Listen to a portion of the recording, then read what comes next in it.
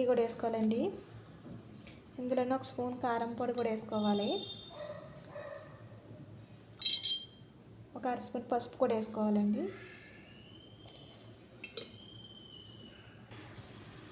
సరిపడినంత వాటర్ కూడా పోసుకోవాలండి. సరిపడినంత వాటర్ వేసుకొని 5-6 విజిల్స్ వచ్చే వరకు పై మీద పెట్టుకోవాలి. పప్పుకి అయితే తిరువాత వేసుకుంటున్నాను. ముందుగా బాండి పెట్టుకొని 2 స్పూన్లు ఆయిల్ వేసుకోవాలి. ఆయిల్ హీట్ ఎక్కాక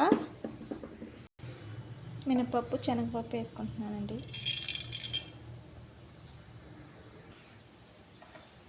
ఆవాలు కూడా వేసుకుంటున్నానండి నేను.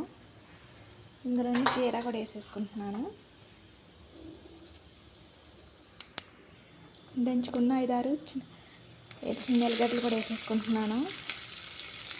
రెడ్ చిల్లీ కూడా వేసేసుకుంటున్నానండి.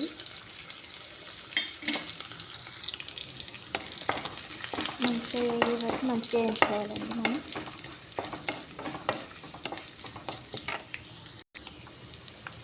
ఉల్లిగడ్డ కూడా వేసుకుంటున్నాను.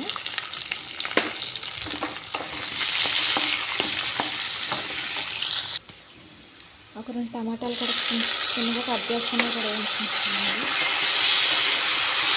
టమాటా పులుసు కోసం వేసుకున్నాను. మనకి రుచిగా ఉంటుంది.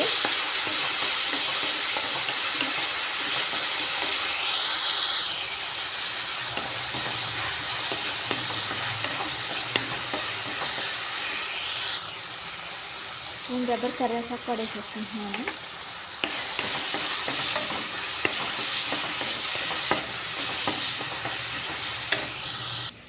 పప్పు అయితే అయిపోయింది.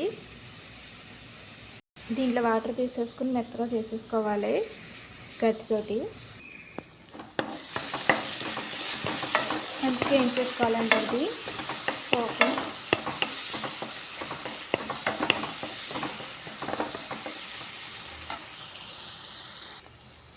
కరివేపాకు కొత్తిమీర కూడా వేసేసుకోవాలండి టమాటాలోని.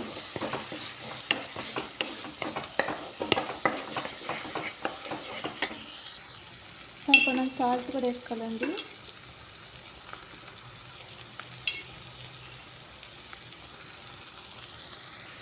తిరువాత అయితే అయిపోయింది. పప్పులు వేసేసుకుంటున్నాను. పప్పు తోటకూర ఇలా చేసుకోండి, చాలా బాగుంటుంది. నేనైతే ఇలాగ చేస్తాను. రోజు ఒకలాగా ట్రై చేయకుండా కొత్తగా ట్రై చేసుకోవాలండి మనం. చాలా మంచిగా ఉంటుంది. బాయ్ అండి.